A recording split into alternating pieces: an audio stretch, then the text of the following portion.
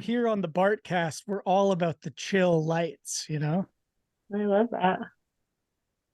I love your What? lighting. I'm seeing a little bit of like stardust in the background, a couple twinklies. Where? Oh, in the ceiling? Really? There's like Yeah. something that maybe it's because it's through fabric, but Oh, yeah, totally. I know. it's I, added, I like to curate the home vibe for sure. yeah, a nice little depth to the hmm dimensionality of it all. Absolutely. How you doing today, Rach? Long Doing time. pretty good. Yeah, Yeah, it has been a long time. I'm just, you know, working on so many projects. I just moved to Washington. nice, Yep, for the year, and we'll kind of take it from there. But it's feeling pretty good. awesome. Uh, T- yeah. uh, I know your creative prowess and your output, but hmm for those who are unfamiliar with your work, how would you describe yourself as an artist? That's a great question because I feel like I work in a lot of different mediums. I think like maybe the most simple way to start is I like to make worlds. And so in worlds, oftentimes like characters exist. And so I would say that my art practice has mostly been centered around mask making as a process and as a practice, mainly from clay. And more recently, I've gotten into casting using lots of different kinds of materials for various gigs to make them more wearable, to make them stronger. But as my art practice goes, I love working with clay. So it's yeah, and then it's kind of like making different environments for these masks to live in by way of like a photograph a lot of the time. Mm, And so it's kind of like sometimes it's like making scenes or making stages for them, which is really fun. And yeah, and then now I'm kind of making a slight departure away from masks since I moved up to Washington, but still staying in the world of clay and thinking about it still in terms of installation and space and kind of creating a whole like habitat for these pieces to exist in. So yeah, that's what I awesome. do. Yeah. Yeah. Why clay?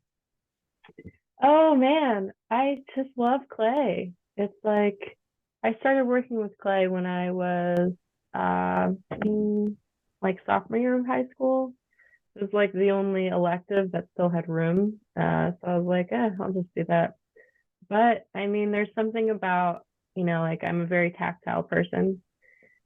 Um, so being able to interact with the medium in a way that feels really like intuitive to me and intuitive to my hands, intuitive to my body.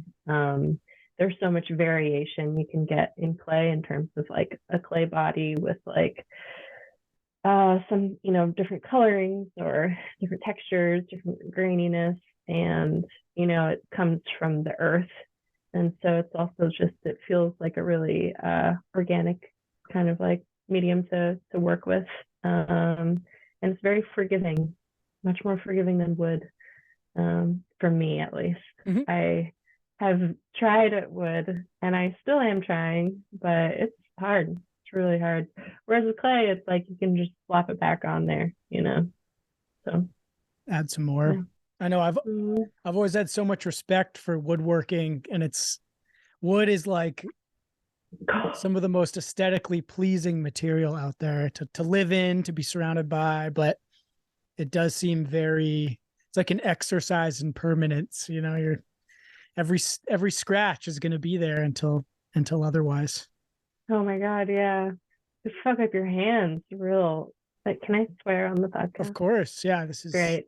Lovely. this is no filters. No filters Okay. here. Yeah. Yeah. Um, Um, what's the mhm. best smelling clay out there? Because some clay is pretty funky. Smelling clay? Yeah, like is there a particular type that like Ah. I think of clay class growing up, and Mm-hmm. I did ceramics in Mm-hmm. high school, and a lot of times it's Mm-hmm. got this like peaty kind of funky swamp odor to it. Ooh, I love that smell. Yeah, that's your jam. Yeah, totally. Do it for I the mean, scent. I just like, yeah, I'm just like in it all the time. I mean, because so much of the time, at least when I was in Oakland, I was working out of an amazing shared studio space, but most of the time I'm working from home. which means that I'm in that smell. So I think maybe something switched around in my brain a little while ago where I don't smell that peaty smell. I smell just like, I don't know, creation or something. Potential. It's the smell of potential. Yeah. It's kind of like the hot, wet frog. I don't know. A hot wet frog. I like that. That'd be kind of a good tattoo idea, I think. A hot wet frog. Or just the words hot, wet frog. Yeah. It's a good band name. Hot, wet frog. Hot wet Yeah. frog. So you got started in high school. Mhm. I forget, did you go to Drake with me?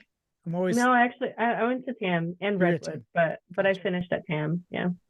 So you didn't have cedar Mm. strum like I did. We had a pretty legendary ceramics teacher. Mm. The lore was, if you could justify that it wasn't a bong, you put it in the kiln.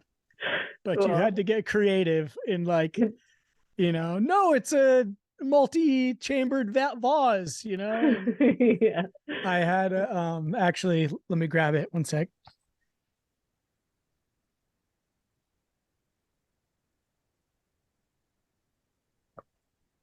So I had a good friend. This on the right way. I had a good friend in my class, and he did not meet the justifiable burden of proof, and so he had to chop it. But he then gave it to me, and I love glazing, so I managed to glaze it. But I've had this on my shelf ever since. What does it say? I don't think it helps that he wrote the Killa on it. Yeah. Probably didn't help his cause of it not being a bong, but That's really funny. yeah, I found this like really beautiful green glaze, Yeah, that's and nice. it's been my coin jar, There you go. ever since high school, still to this day. That's great.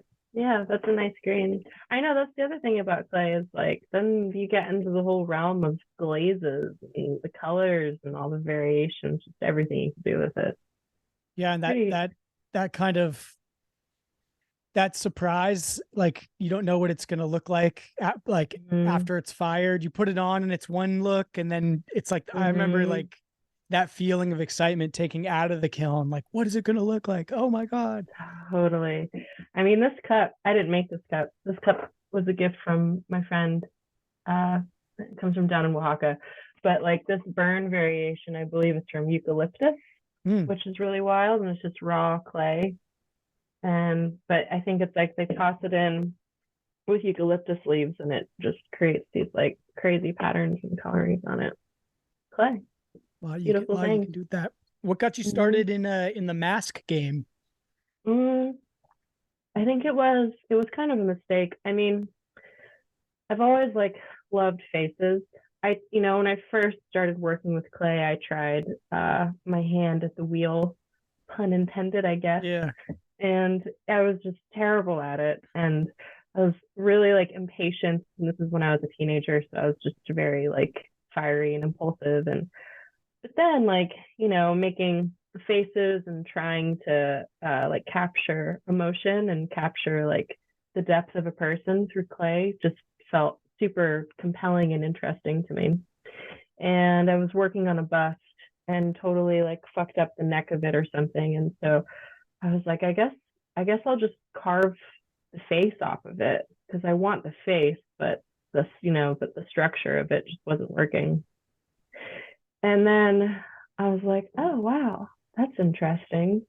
Because as soon as I did that and fired it, I realized that it had started its whole life, as opposed to like when you make something and you make it and it's complete. And of course, it's like, someone can view it. It could be like witnessed and perceived in so many different ways. But with a mask, there's like so much potential that's created just in its existence based on like who's going to wear it, where's it going to be, what kind of world are you going to make for it. And I really loved that. It felt like a really like active object to make that had so much like way of like conversing with the world and conversing with other people. And since then it's like I've worked with like dancers and musicians and different photographers, and depending on the scene and whoever I kind of hand it off to, it becomes something entirely different, which I think is just so fun and so amazing, because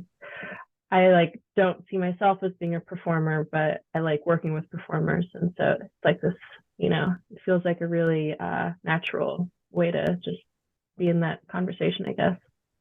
Yeah, it's certainly, I know that the mask that you did for the opera, that was like this, I know there was another, it wasn't the protagonist, but to me, that was kind of the star of the show. It was like, so there was so much character that it added to the feeling. And for those of you who don't know what we're talking about, me and my family did an opera last year that my mom and my brother wrote and produced. And Rachel here made us this amazing, like, double headed mask.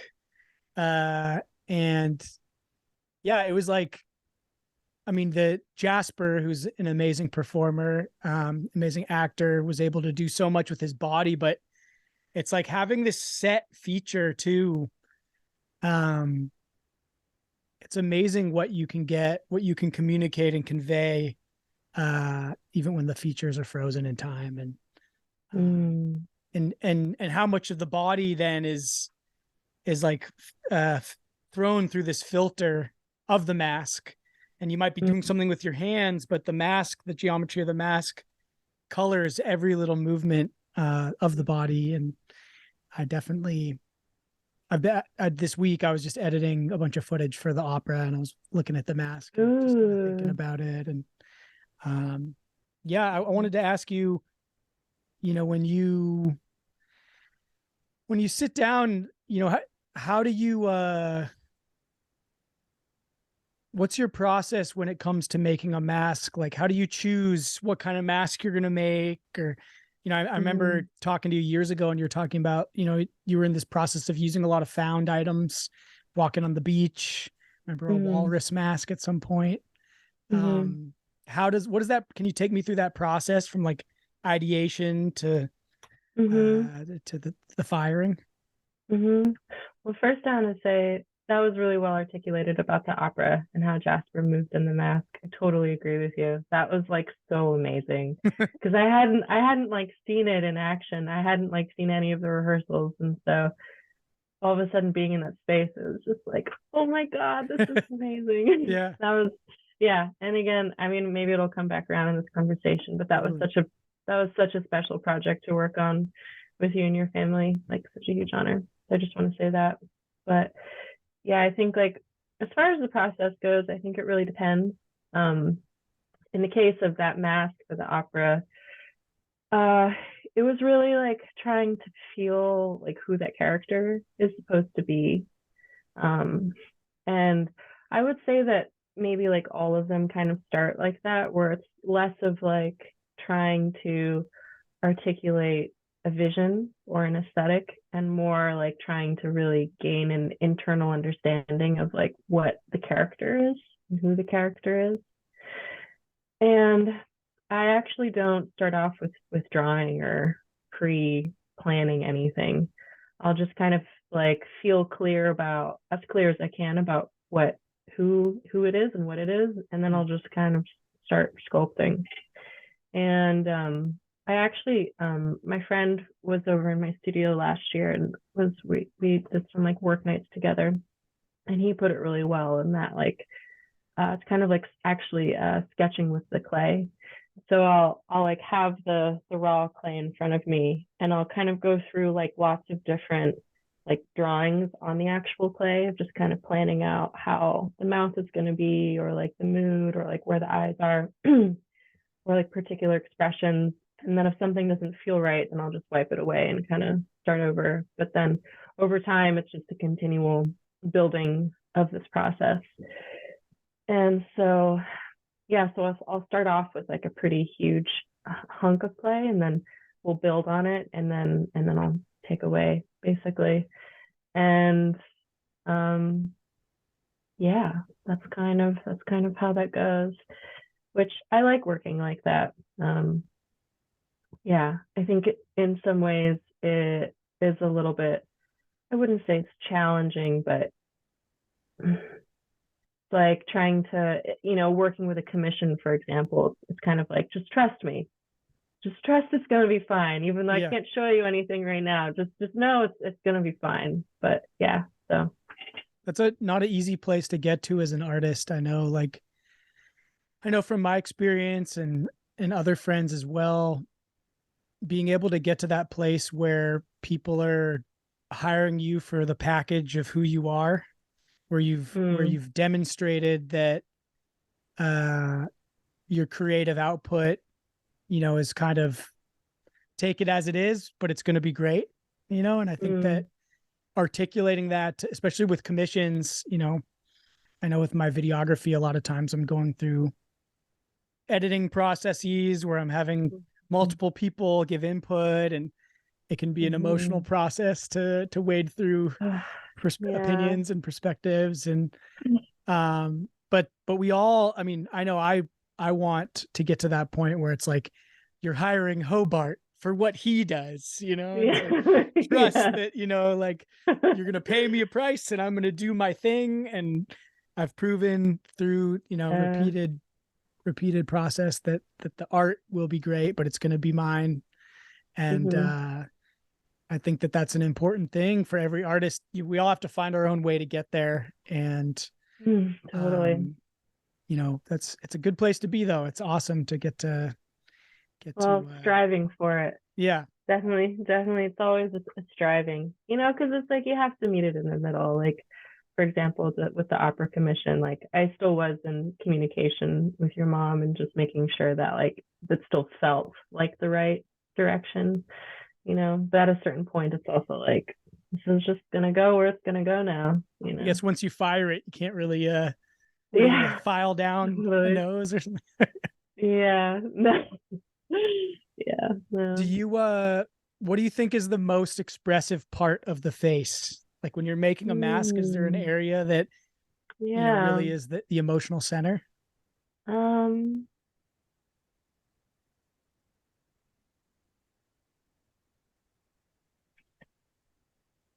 I would actually say, this doesn't sound maybe like so heady, but I'm thinking about, there's a series in my mind, I call them the blank face series. I don't know if you can conjure them in your mind, but they're just like the very like they don't have any expression on their faces, and they're different colors and they're covered in fabric, and it's kind of doing those ones for a few years. The first one that I started with doesn't have any expression at all, but to me, it's a very expressive character. Like, the mouth is like straight, the eyes are just barely open, and it's just a blank face. But I think what gives that character is like the parts of the face in between the features, if that makes sense. So it's almost like the way that like the cheeks are a little bit puffy, and the way that like there's a puffiness around the eyes. I think it's almost like the face itself has so much expression. Like your face, my face, we all have like the stories that we wear, and kind of like the ways that we hold ourselves as human beings. And we'll kind of like slap our emotions on top of that. Like, I know how to smile, I know how to frown, I know how to do all these things with my features, but underneath that is my face. That just kind of is my face, And it's almost like trying to create emotion from a place that starts to look passive, but then making it active, I don't know if this makes any sense at all. And I think that that's in between the features. I would say it's like the cheekbones, somewhere between the eyes and the mouth, I would say, is where most of the expression is, because I think it's a part of what makes the face, and the face is what tells the story. Beautiful. Yeah. Thank you. I see what you did there. Yeah, so like the negative space actually. Thank you. Yes. There's a lot of room for manipulation and expression. Totally. Yeah. I wonder if you, since making all these masks, when you see a performance, when you see an actor, acting's kind of like this art of like a million little manipulations, right? I know when I was like doing acting, when you start out, you think you have to, like, a frown has to be like this big, you know, full face thing. But even like there's so, you see like the greats, and there's like a 1% change that they make, conscious decision. It could be a dimple. It could be just the way that they hold their eyes or their eyebrows. Exactly. Do you see that? Do you see those performances differently now that you've been focused on mask making? Do you ever think about that? I definitely am obsessed with faces. So, like, I have kind of a creepy and an embarrassing amount of candid photos of strangers on my phone. I'm just like, oh, look at those eyebrows. Those, like, wow, like that fucking jaw is like wild, you know? Because I think, yeah, just like the structure of the face and how people wear themselves. And I guess in with actors, it's a little bit different. I think the way that I perceive it is just it's more masks that people wear, you know. So I would actually say I'm more interested in the ways that people are like seen and how they look when they don't think that they're being seen, you know, or being watched, which is why I think I'm more drawn to just people on the street and strangers. No one's ever going to see these photos, by the way. It's just like my own little like secret references as I'm like, you know, feeling into a new character. Yeah. The actor's license, the sculptor's license. Have you ever made a mask of your own face? And if yes, has that, how has that changed the way that you look at the shape of your face? Oh, well, I have some more heady answers for Yeah. you. Well, my first answer is no, but then my second answer would be maybe like every mask I've ever made is a mask of my face. Oh, okay. Yeah, totally. But not really, no. I've never like looked in the mirror and been like, what is my face? It's like sometimes I might look in the mirror and be like, how is the lip supposed to look? Or like what is this part of my mouth supposed to do? Or like, you know, just in terms of like structural reference, but not like trying to capture me as a person. So So yeah. you're kind of like in a way, you're like a DJ of the physical world. Like you sample, I'm going to sample lips from this picture. I'm Yeah, going to sample these eyes. totally. Yeah, I Right like it in. that. Maybe Yeah. I'll change that. Maybe I'll change my Instagram. Update that. Yeah. What did you say? DJ of the physical world? Great. DJ of the physical world. Yeah. So I feel like we could workshop that a bit, but there is a good analogy for what you Mhm. do to, a classic hip hop Mhm. sampler coming off the vinyl to make something. Mhm. Mhm. But yeah, I do want to get back to the opera, because I think maybe of all your masks, that might be my favorite one. Bias aside, Mhm. I think one of the things that hit me with that one, maybe this will resonate with you. There's this feeling that trying to explain this in a way that will make sense and is not just Mhm. super heady. Yeah. Uh, I think, after experimenting and traveling with psychedelics, uh, there's a new perspective that it can grant you on darkness and shadow. Mm. And, growing up, we're used to these stories with, this dichotomy of good and bad, dark and light, evil and heroic. And when you play around in that psychedelic realm, you start to see these things with more nuance.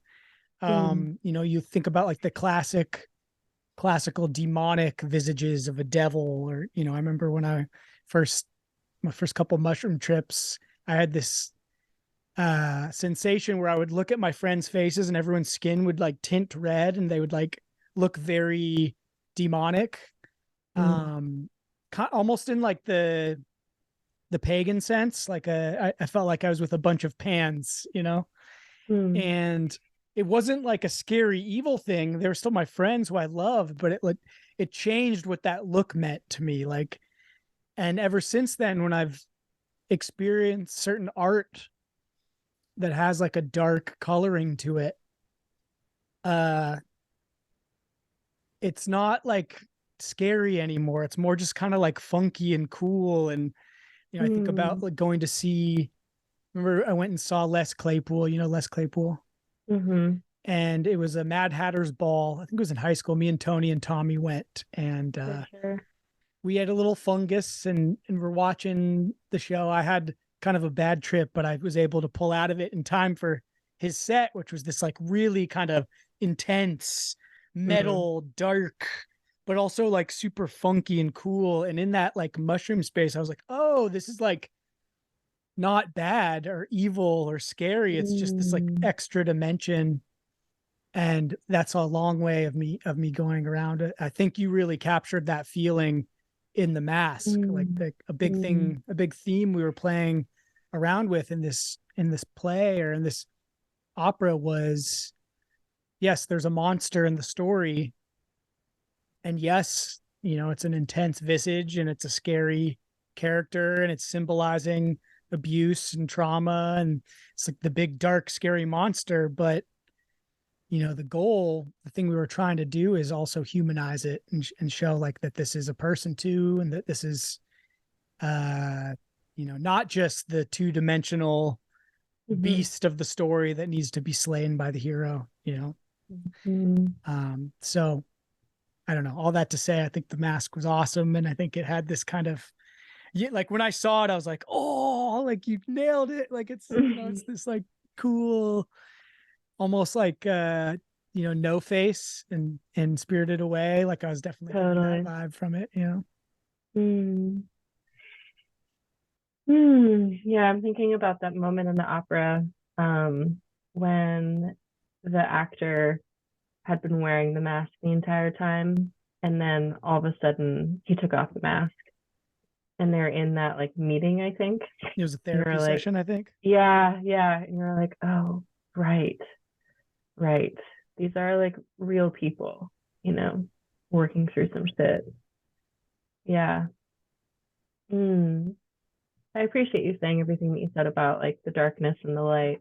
I mean, I think that like, at least for myself, in being somebody who likes to just create and is an artist, um, I personally feel like it's really important to have some kind of integration with, you know, multiple dimensions within oneself. And sometimes that stuff looks like really heavy or really dark. But I think, like what you just said, I think there's a lot to be said for like just kind of moving through those spaces as gracefully as one can, and not being like afraid of the things or the aspects of ourselves that seem like really scary or unknown. And and also finding ways to understand that and process it, and just, I don't know, integrate it. It's like, yeah, I mean, for myself, I definitely, I love horror movies. um and I like have always grown up like having really intense nightmares, and I think like somewhere along the way that felt really important to kind of be like, there's a lot of weird dark things, and those weird dark things are not always like scary. It's just getting to know them, I guess. But yeah. Right. The fear is the uncertainty, or I mean, from horror movies, I think the most powerful moments in horror movies is the shadow, is the moment where you just, Right. there's something there. Maybe it's just off screen or it's Right, in the the dark. tension. Yeah, but you don't know Mm-hmm. what it is. Mm-hmm. Have you seen the movie The Babadook? No, no. Oh man, it's so good. It's I'm it's actually not a big probably horror movie guy, but but well, I don't know if I'd recommend this then, but uh, it's like it's a pretty wonderful story that just kind of tells this really well. It's like this really horrific presence inside of a home. I actually don't want to give it away, but the message of the story is kind of like this, where there's like a sense of integration, and so the movie ends and you're like, oh, that Mm, was sweet. That was kind of a sweet movie. okay. Nice. Well, maybe I will check it out. I hmm yeah, I like the thrillers a lot, but hmm the slasher, it's funny. I haven't come to appreciate, I think, why people like them, like the feeling that people like about it, especially the classic hmm like 70s horror movies. So good. Um, and I've started to like kind of taste the vibe that people like. I can kind of identify what it is, what the feeling is that, hmm because a lot of them aren't scary. It's more like just this, or some of them are, but it's like this kind of flavor or this, it's like hmm similar to what I feel about sci-fi. Like I get a certain mm emotional response, this science fiction feeling that hmm I'm always hunting for. It kind of takes me back to when I was little. It's like a combination of awe with a little bit of trepidation, and feel it in the bottom of my stomach. And hmm um, Right. Well, I mean, I think horror movies in particular, and this kind of is connected to what we were just talking about before. They are so confronting on the senses and kind of like force a particular type of presence in your body where, fear is such a primal emotion that we experience that I think horror movies have the potential to tell a much more or tell a story in a much more compelling way that kind of like commands your attention, as opposed to other mediums of storytelling that are still, great and fine. But horror for me, I'm like that's really where it like kind of arrests all of your senses all at once. And there's like so much trash out there. Speaking to like, just the really good, interesting artsy shit that's out there. mhm. And also I like the trashy horror. I like it Yeah, all. I'm it's not a different, a it scratches a different itch, right? yeah, yeah, totally. What's your favorite horror movie all time? I mean, it's so classic with The Shining. So Oh good. yeah. I mean, it's not even really horror. It's like family drama, I guess. I mean, I love The Shining, but I think that there's like a difference between, I would almost think of that as like a thriller, like a Yeah, psychological totally. thriller versus Yeah. like a horror. Maybe I'm thinking of like what I'm thinking of horror is like slasher, Yes, like, yeah, yeah. I mean, slashers are fine, but I'm speaking more to like just the things that get like under your skin and in your bones. I yeah. mean, Hereditary is a newer Okay. one that is very good. I like that one a lot, and that's horror. If you feel like watching it, recommend it.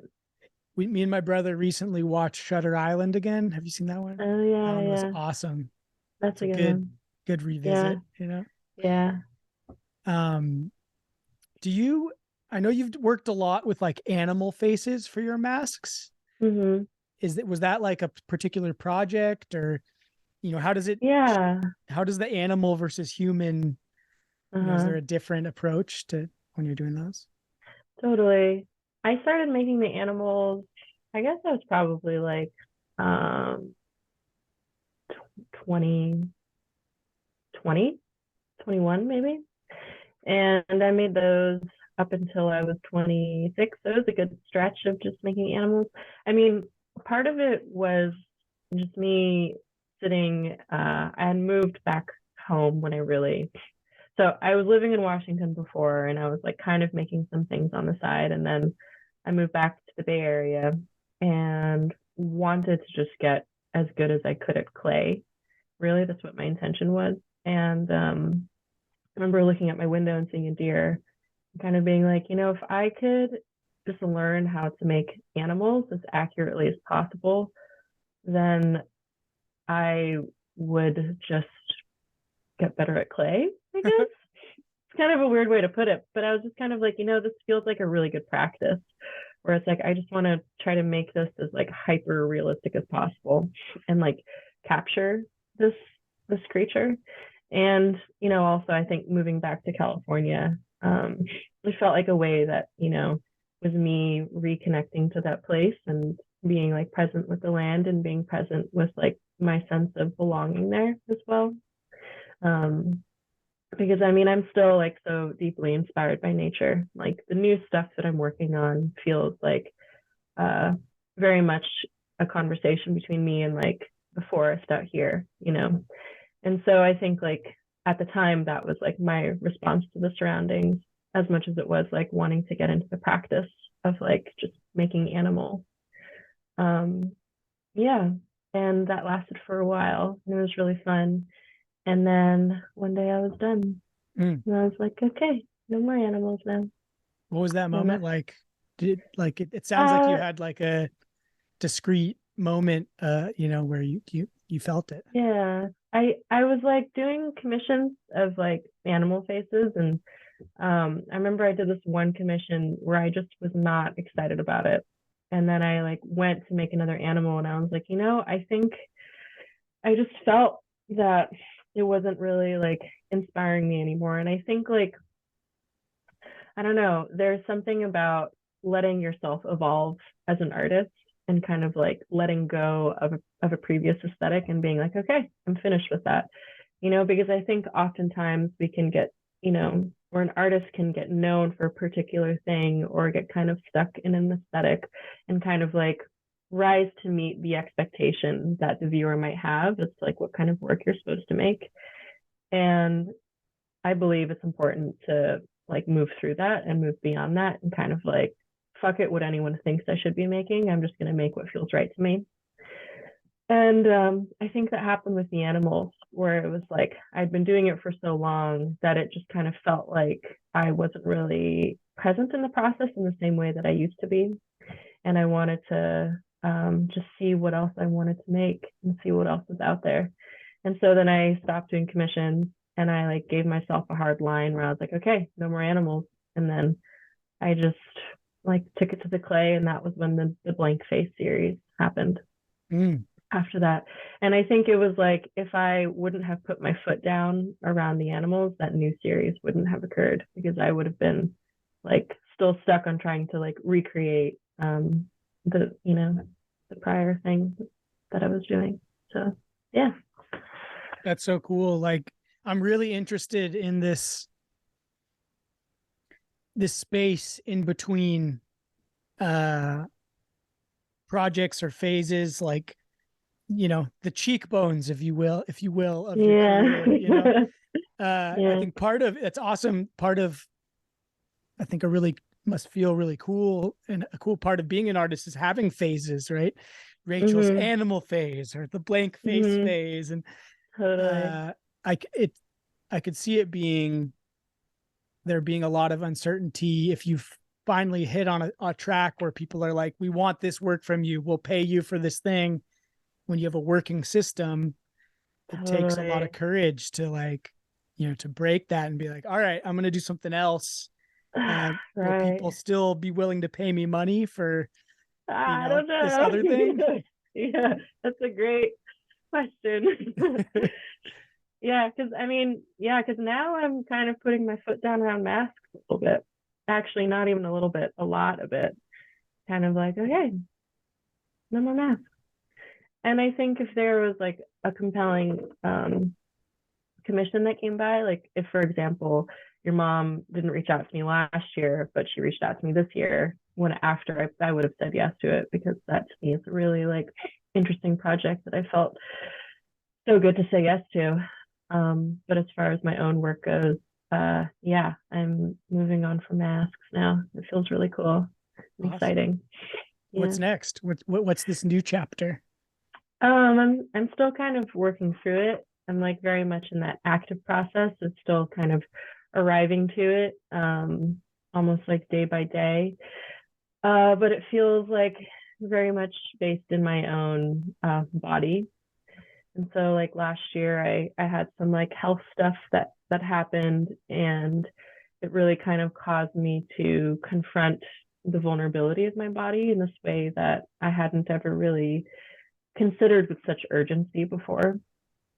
And it's kind of what actually inspired me to leave Oakland. Like I had Mm. this huge moment where I was like, I think I need to leave the city for a while and go to the woods and just find a cheap place to live and exist for a little while and just kind of reassess everything. Reassess like the hustle and the lifestyle and and also my art practice. And I had been feeling for a really long time that I wanted to break out of the aesthetic that I was working in. I just didn't know exactly what it was going to look like.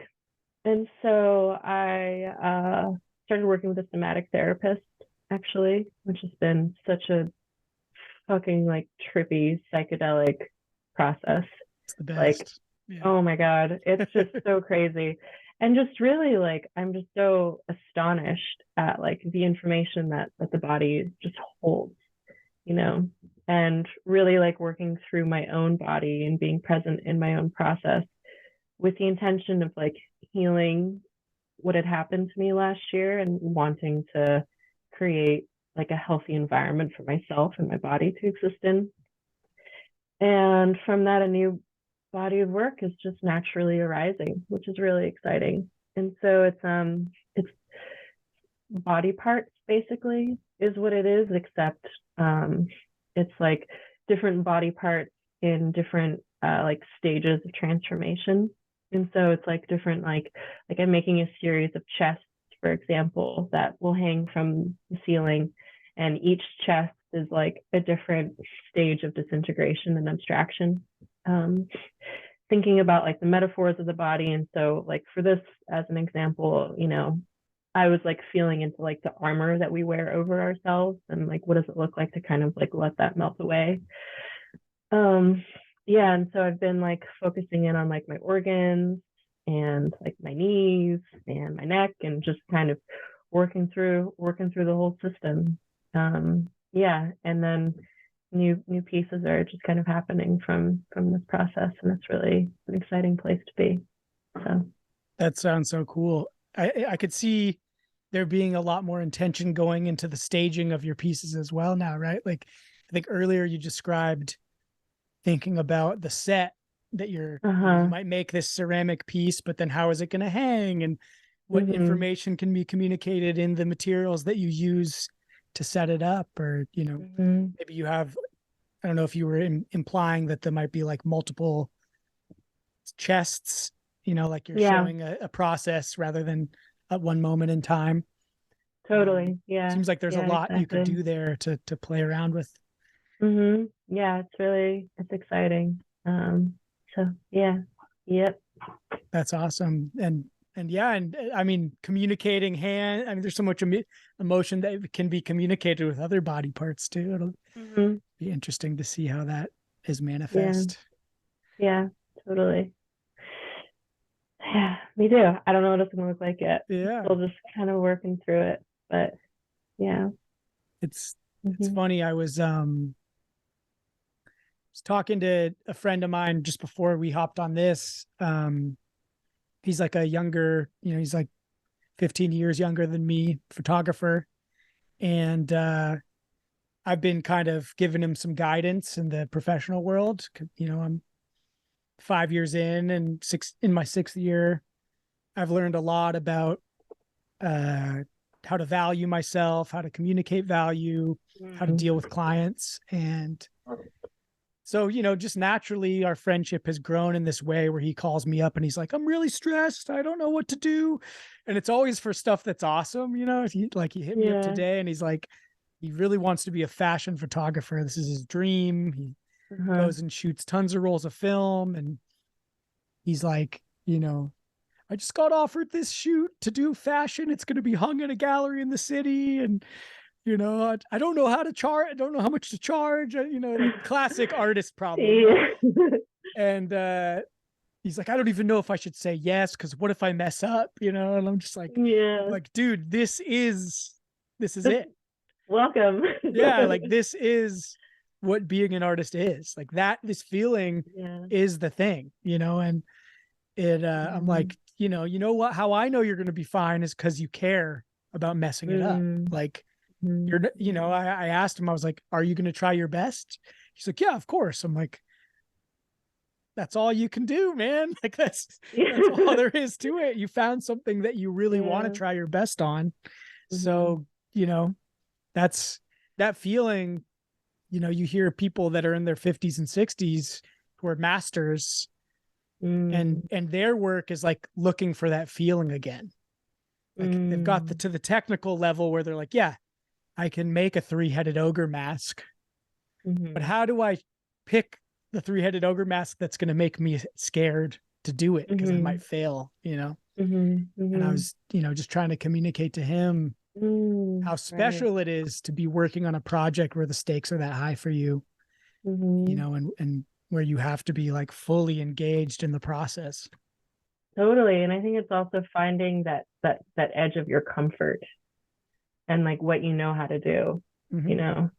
And yeah, I mean, that's where all of like the learning comes in, right? And I also think that's like the space where like actual creativity happens, because it's like if you're confronted with that edge of yourself where you don't actually know how to do the thing, then you're kind of like, well, how do I do that? And all of a sudden you're like in this active process, you know?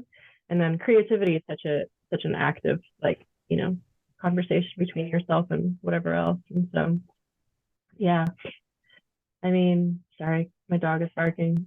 I Can you hear can't. that? Yeah, no, I can't. It's fine. Okay, great. Yeah. Yeah. Yeah, Anyways, there's this dogs are dog. welcome on the Bartcast. It's a dog Okay. friendly environment.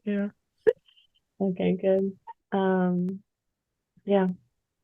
Do But you listen yeah. to?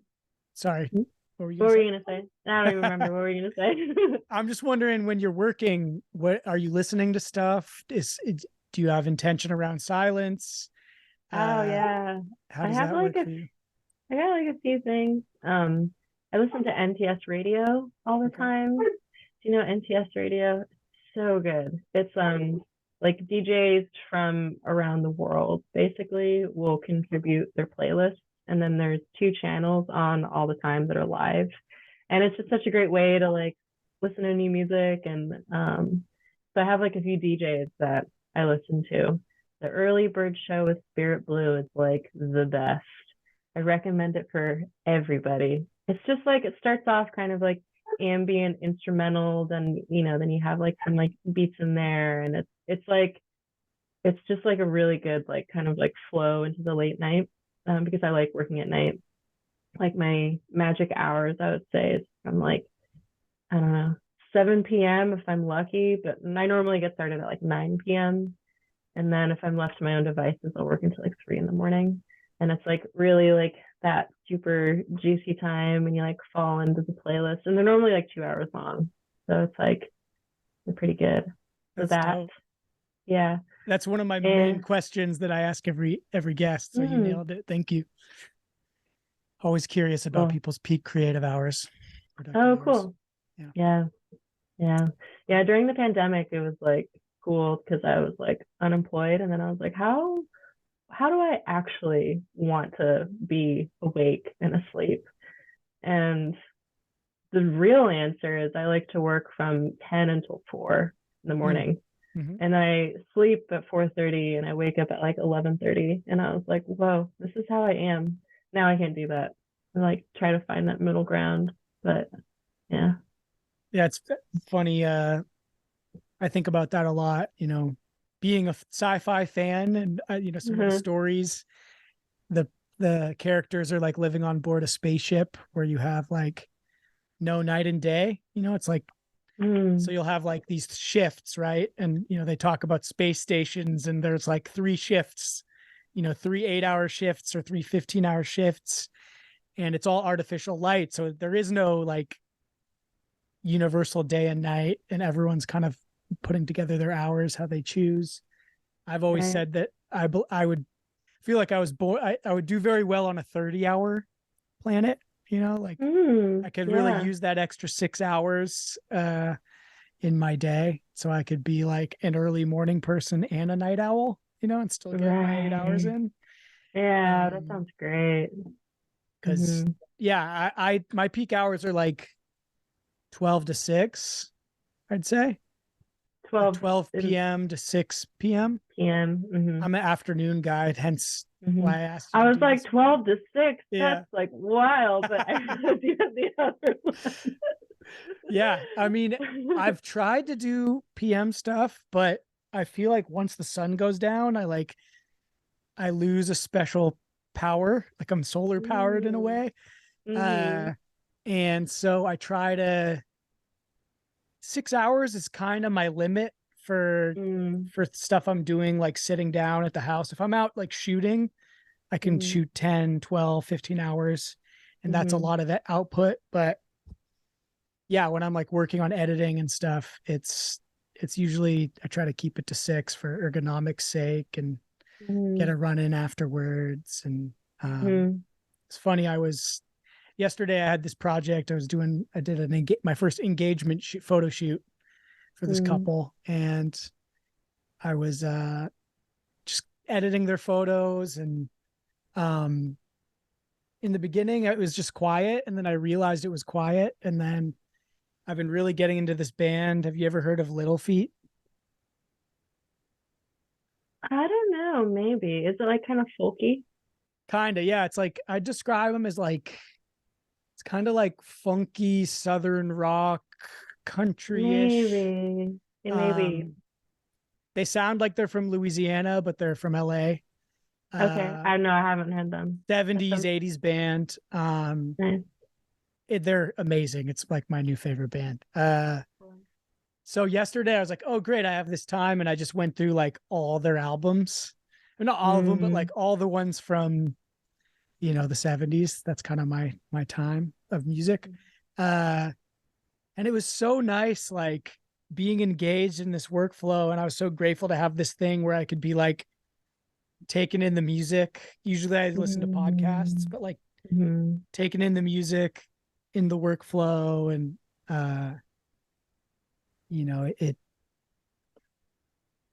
it's a subtle a lot of times when I'm doing stuff, I'll have a podcast in my ears, probably most of my waking hours. But when I'm engaged in other like high order activities with my brain, I just end up not being able to focus on the words or the ideas. Totally.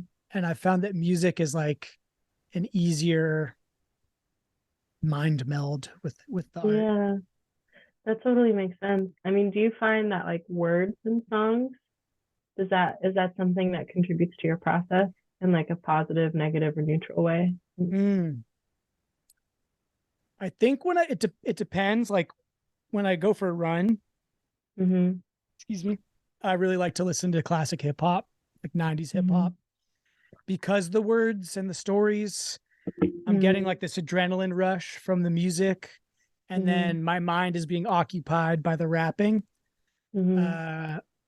With like if I'm doing editing or working on stuff on my computer, I almost can't focus on the lyrics so much, and it's just the feelings, the emotional ride of the music. And I had these moments yesterday where I'm like on my computer, and it's like, ooh, like, yeah, that was good. That was a good one, totally. Yeah. I like that. I mean, it almost feels like it just lives in the same part of the brain. It's like showing up to the creative process is the same place as like where we like accept music, like almost like the little doorway where music comes in and like enters into your body. Yeah. I got a question for you. Okay. Creative question. How do you deal with mistakes? How do I deal with mistakes? There's so many of them. Kind of like which one, I mean, I don't know. You just kind of roll with it.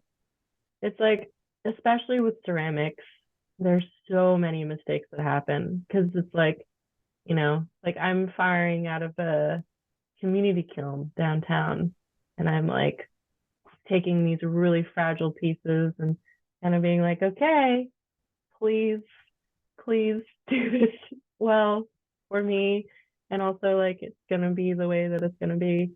And there's like so many factors where it's like the firing and then the clay and how I'm like putting it together, that almost every single time there's going to be some kind of crack that comes through, and it's just kind of a part of it.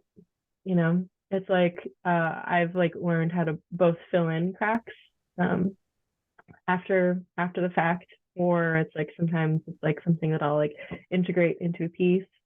If I catch it beforehand, I'll try to repair it. But I would say it's like I internally make the space for mistakes all the time.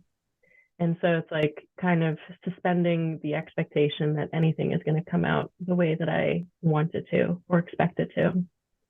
Because then when the mistake happens, it's kind of like, okay, well, how is this a part of it now? You know? And yeah. And then sometimes mistakes are irreparable. You know, you can't come back from it. It's like I was working on this really cool mask a couple of years ago. It was like this really big bear head. I put human teeth in it, and it was for me. It was for fun. I think it was one of the last animals that I made, and I cast it in plaster and realized that I forgot to put in my spacing out of the name, the lubricant that separates the mask from the plaster. Mm. And so I was like, okay, well, I'm never going to see that ever again. And it just sat in a block of plaster. And then right before I moved to Washington, I was like, I'm just going to fucking hammer through this plaster and see if I can get this thing out. And it shattered in like 10 different pieces. But it was just kind of like, okay, this is what this is now. Yeah. You know. Did you put the pieces together? No. Just keeping it in. Yeah, it's maybe it'll turn into something else at some point. Maybe I'll try to put this together, or maybe it'll like transform into like a different art installation at some point in time. But it's kind of like treating mistakes as a part of the process. Yeah. Yeah. I like to think of it as the ghost in the machine, you know? It's like, yes. Yeah. How cool is it that the universe throws a little sprinkle of randomness into your path, and just, it's like input from the divine, like mistakes are input from the divine, just keeps you on your toes, the Ouija board, it's like something moved your hand to make that slip, or yeah. I think about this video I did last year with some friends. I don't know if you've ever been up to the Strange Manor in Richmond, but some of the Honey Drops guys, and I set up this shot, and I had this camera set up for like the root super wide. It had like a fisheye lens. It was like my wide room shot. And then I had my other camera on my gimbal that was like going around and kind of doing all the creative stuff. And I sat down to edit it, and I just hated the wide shot. I just was like, this sucks. Doesn't look good. I don't want this in my video. And I sat with it, and I have this phase. I think it translates into every type of art. I've talked about it on this podcast a bunch, so apologies if anyone out there is tired of it by now. But with every project, I have this phase that I call the wandering in the desert phase.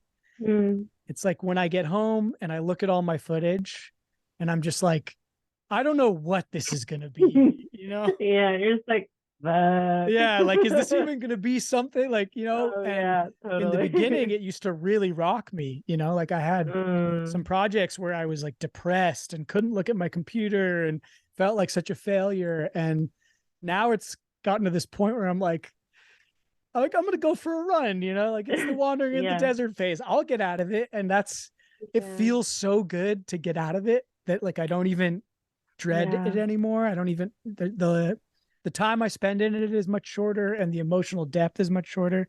So I'm looking at this footage. I realize I'm in the wandering in the desert phase. I don't know what it's going to look like. And I start playing around with my wide shot. Like, well, how would I make it interesting?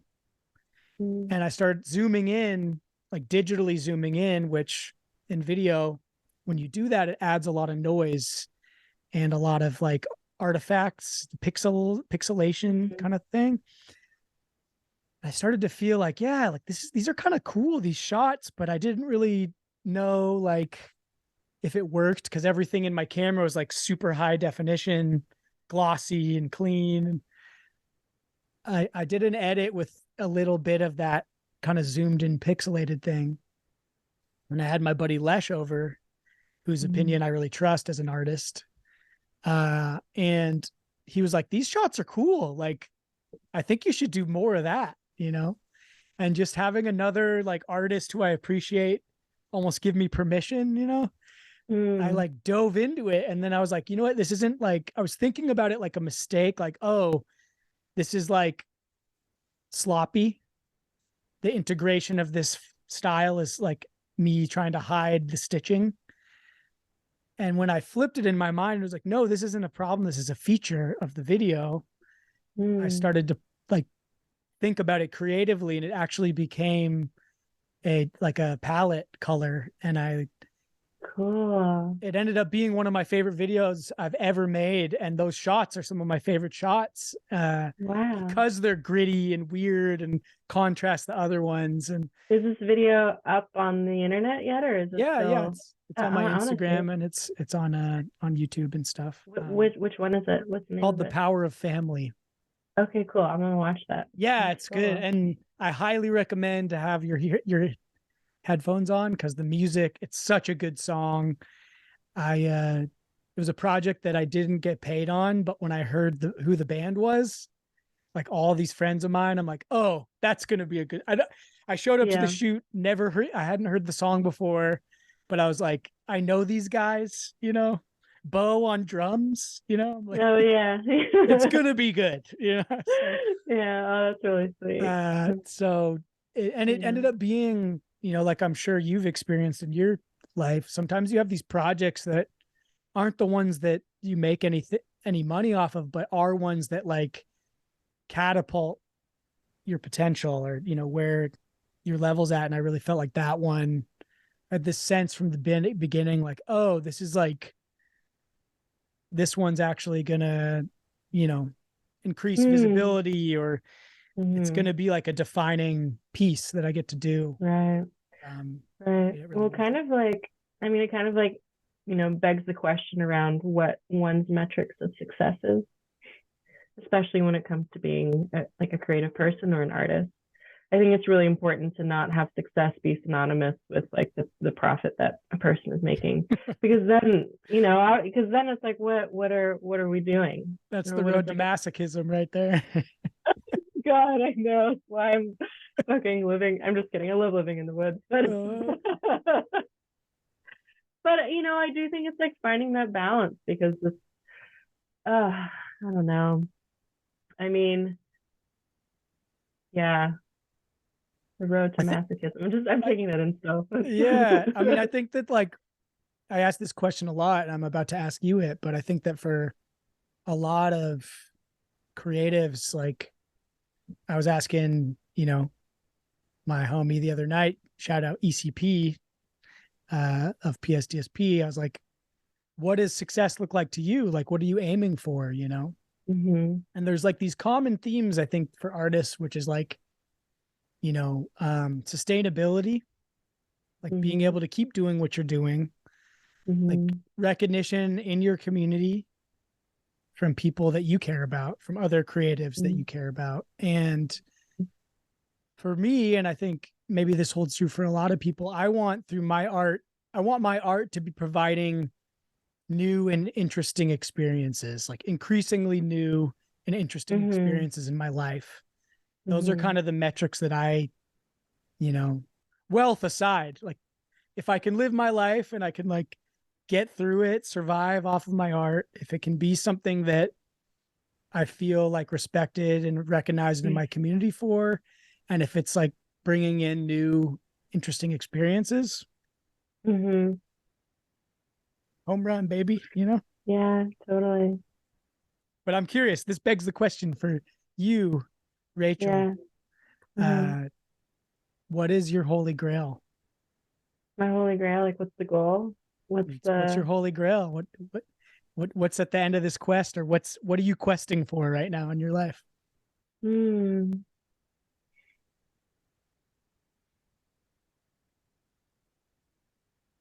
That is such an immensely huge question. Uh, I would say something that made me sound like really open-ended and vague, but I think the thing that I always strive for as an artist is to match the articulation with my hands with what I'm internally trying to say. And I think that that mixed in with feeling like I'm a little bit outside of my comfort zone.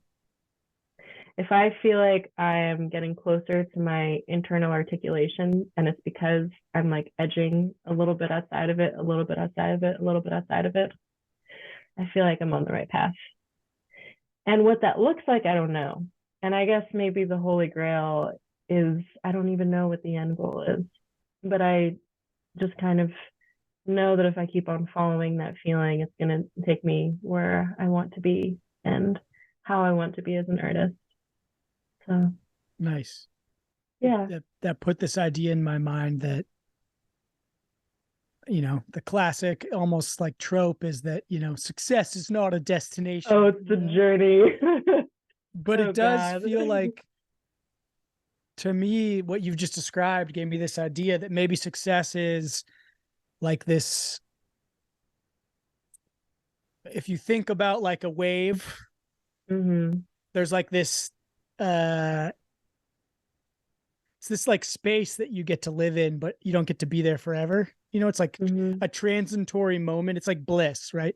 Bliss is Mm-hmm. fleeting, Mm-hmm. and you ride the wave into it, and then you get to spend some time in the Mm-hmm. bliss zone, and then you're back down into the normal roller Mm-hmm. coaster. And maybe Yeah. success is like a similar thing. Like you through discipline, through practice, you're Uh, working, and then you have these moments where you're like, I'm yeah. successful, and then, oh, here we go. Well, and I think so much of the process, and this is kind of the wandering in the desert ish, same thing. So much of it is just being really lean in that. It's like, okay, now I'm in the desert, and it's like I know how to be in the desert. I don't know how long it's gonna be. But I mean, and this is something I've talked with my friends or one of my friends about with a lot, where it almost feels like to have this faith in yourself as an artist. It's kind of like, am I delusional? You know, am I just like totally delusional about my work and about what I want to be doing? And then it's like, doesn't matter, you Mm-hmm. know? It's kind of like maybe it is like this delusional total trust and faith in like the work that I like envision within myself and envision in my mind. And that's kind of, if that's what it takes for me to like show up to my table and show up to the art practice and constantly be making something that feels like it's in integrity with my vision and my spirit, then I'll just be delusional about it, I guess, you know. Hell yeah. Um, That's the kind of delusional we need more of in the world, you know? It's, yeah, yeah, I think every dream requires a certain amount of naivete, you know? yeah, yeah, And it's totally. actually a protective element, you know, the Mm-hmm, not knowing what you don't know. If you knew what you didn't know, then man, it would seem like mm-hmm, a lot when you'd start out on anything. mm-hmm. Uh, Yeah, yeah, and then figuring out, and maybe here's another thing of success, totally on the other side, is figuring out how to make it work, you know, like figuring out how to uh make make the make it all move forward, you know.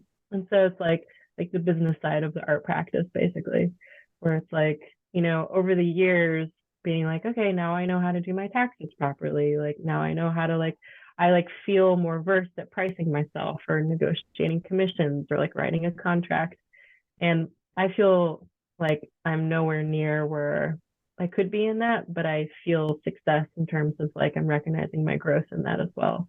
And that's also, that feels really important because, of course, there's like the nebulous creative process, but then it's like, you know, how am I going to like, yeah, keep the roof over my head, you know? And yeah. yeah, How do I yeah, interface with the hive mind and yet yeah, stay true to totally. my creative roots, you know? Yeah, exactly. And so, yeah, that's also success. It's like if you can like do that, then hell yeah, you know. I'm not saying I can in the slightest. It's like I'm definitely in like currently I'm in this like crazy middle place of, you know, I'm just moved and all the things, but yeah, Right there here with it you, sister. I know that feeling, is. you know. That's, you Yeah. know, I try to remind myself uh when I have those moments of bleakness or, you know, really it's like impatience, I would say, Mm, because when you do look back, at where you've come, how far you've come. It's like, wow, I've done so much, getting those moments though, where you're like, why isn't it happening now? And I feel like, one thing that I say to myself that really helps is like this early middle phase is like such a beautiful one. And it's one that a lot of the artists I look up to and admire, they all describe it with relish, and they all are like, yeah, that was a good time. I couldn't see it at the time because I didn't know that I'd be here. But like, Yeah. wow, that like so much freedom, so much, I have a lot of 10 a.m. wake up days, and won't always be that way. But right now I'm getting to live that free life, Nice. Yeah, it feels good. It's crazy, but it feels good. Yeah, Yeah. totally. Awesome. Yeah. Well, Rachel, thank you so much for your time and sharing it with me and with all of us. And Yeah. before we go, how can people find you and your art and your work? Instagram, Ray Posey, RayPozi. My website, which is my last name is so long. Just Instagram is better. Then I've got like email on there, and then you can like find my website and everything. Yeah, it's probably the best Sweet thing. Yeah, thank you so much for having me on and asking some great questions and just kind of rolling with the conversation. This was awesome. Inviting me along. Yeah. It's amazing the time warp of the podcast. Like it went by very quickly, and it was very effortless talking to you. So I appreciate you and your time. All you out there watching, thank you. We love you. I hope to see you soon, Rachel. Good luck on the next phase. For sure. Can't wait to I'm see sure I'll see you at some point in the future. Hell yeah. All right. Peace. Bye.